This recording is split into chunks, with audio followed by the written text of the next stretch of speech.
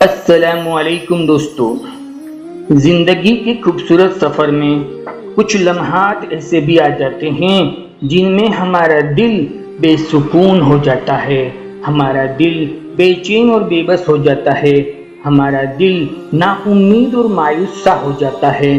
جانتے ہو ایسا کیوں ہوتا ہے؟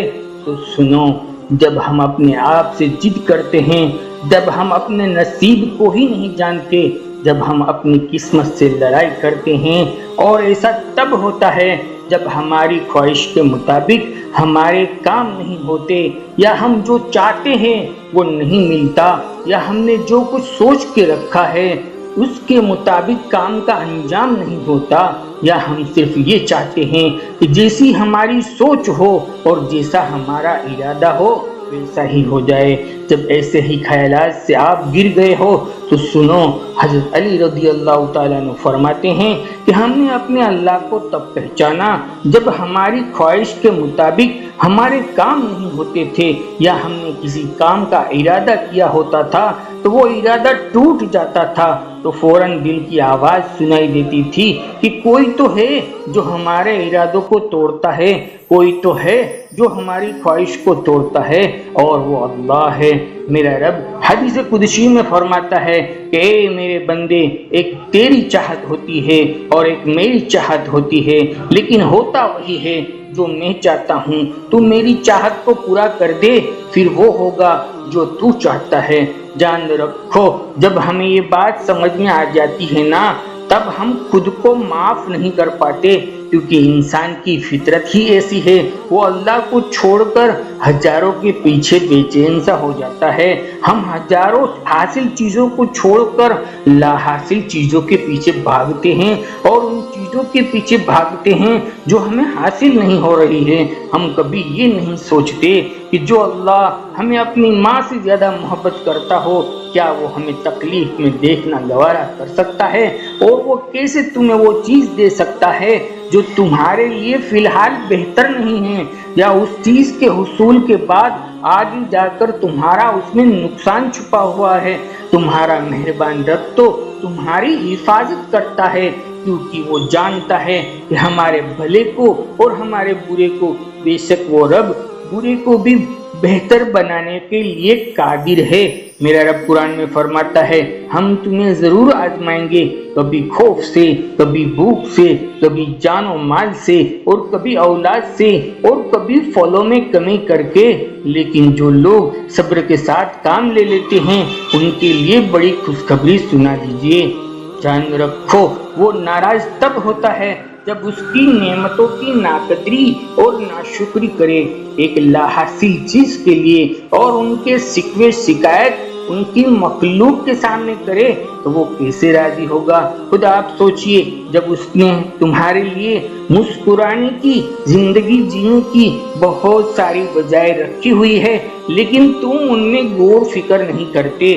جان رکھو، اگر تم ایک لا حاصل چیز کے لیے روتے رہوگے تو اذیت کے سوا کچھ نہیں ملے گا۔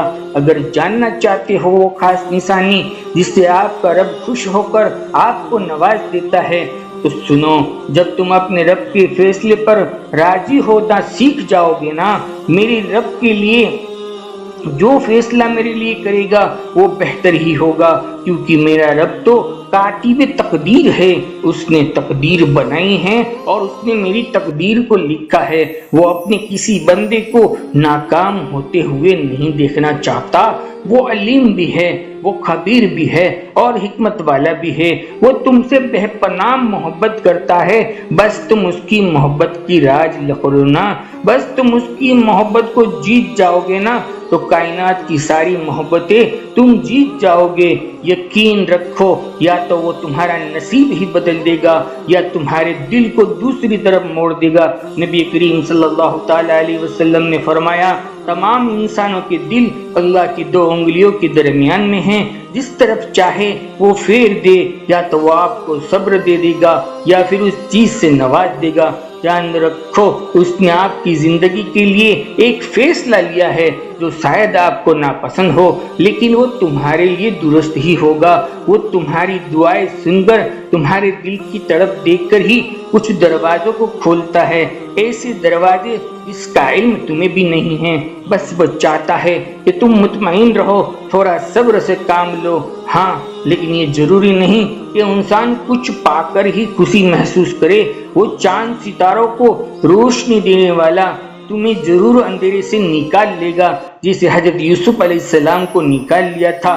جان لو تمہارے دل کی بے چینی تمہیں اللہ کی طرف لاتی ہے، اور رابطہ کبھی بن جائے تو اللہ تعالیٰ کی خاطر کچھ چھوڑ دینے سے بھی خوشی ملتی ہے، چاہے وہ بری عادتیں ہو یا برے خیالات ہو یا اپنے رب کی مقرر کی گئی حدود سے آگے نہ بڑھنا ہو، یہ سب تمہارے لیے خوشی کا باعث ہے۔ لیکن جب انسان اللہ کے دائروں کو توڑ کر خاک کے پتلوں کے پیچھے بھاگتا ہے نا، تو پھر اللہ اس کو اس حال کے اوپر چھوڑ دیتا ہے۔ میرا رب کا قرآن کہتا ہے، اگر اللہ تمہاری مدد کرے تو کوئی تم پر غالب آنے والا نہیں ہے، اور اگر وہ تمہیں تنہا چھوڑ دے تو کون ہے جو تمہاری مدد کر سکے۔ اور مومن کو چاہیے کہ وہ اللہ ہی پر بھروسہ رکھے، اللہ سے اچھی امید کو ہمیشہ زندہ رکھو، کیونکہ اگر نا امید ہو جاؤ گے نا تو زندگی ختم ہو جائے گی اور مایوسی کفر کی طرف لے جاتی ہے۔ اللہ ہمیں چھوٹی چھوٹی تکلیفیں دے کر بڑی بڑی مصیبتوں سے بچا لیتا ہے، تو یہ اس کی سارے کریمی ہیں۔ اس کی حکمت انسان کی سمجھ سے بالاتر ہے، اس کو وہی جان سکتا ہے جو اللہ کی بنائی ہوئی مخلوقات میں غور و فکر کرتا ہے۔ جان رکھو دعاؤں کی قبولیت تو صبر چاہتی ہے، وقت چاہتی ہے۔ میرا رب قرآن میں فرماتا ہے، اور ہر کام کا ایک وقت مقرر ہے۔ جب ہم صبر ہی نہیں کریں گے اور دل میں تڑپ نہیں رکھیں گے تو کیسے کھلے گا وہ قبولیت کے دروازے؟ بے شک اللہ صابر کے ساتھ ہے۔ تمہارے آنسو جو تمہاری روح میں اترتے ہیں پر کسی کو دکھائی نہیں دیتے، لیکن وہ اللہ اسے دیکھتا بھی ہے، تمہارے آنسو کو سنبھالتا بھی ہے۔ تمہارے ایک آنسو جہنم کی آگ کو بجھانے کی قوت رکھتے ہیں، تو کیا وہ رب کی رحمت کے اتروانے کی قوت نہیں رکھتے؟ کیا وہ معجزہ اتروانے کی قوت نہیں رکھتے؟ جان رکھو وہ تمہاری تکلیف سے بے خبر نہیں ہیں۔ تم نہیں جانتے کہ وہ تمہاری کتنی بلاؤں اور مصیبتوں سے حفاظت کیے ہوئے ہیں جو تمہارے علم میں بھی نہیں ہے۔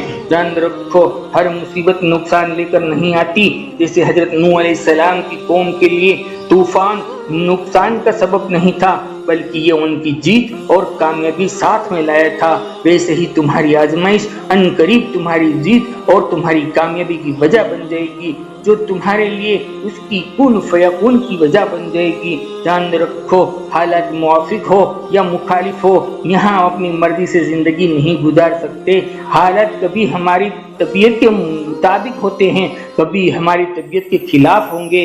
ہمیں تو ہر حال میں اللہ کا شکر کرنا ہے، کیونکہ جس نے ہمیں پیدا کیا ہے وہ ہمیں سنبھالنا خوب جانتا ہے، کب کس کو کیا دینا ہے۔ جب آپ کا دل مایوس اور غمگینی محسوس کرنے لگے تو اس رب کی مہربانیاں گننا شروع کر دو۔ اللہ کی محبت کی مٹھاس دل میں محسوس ہونے لگے گی، دل سکون سے لبریز ہو جائے گا۔ وہ تو بس یہ دیکھتا ہے کہ جب کوئی ٹوٹتا ہے تو اس کے بندے کی یقین اور اس کی ہمت کو دیکھتا ہے۔ وہ ان پریشان کن حالات میں امید کس سے وابستہ رکھتا ہے؟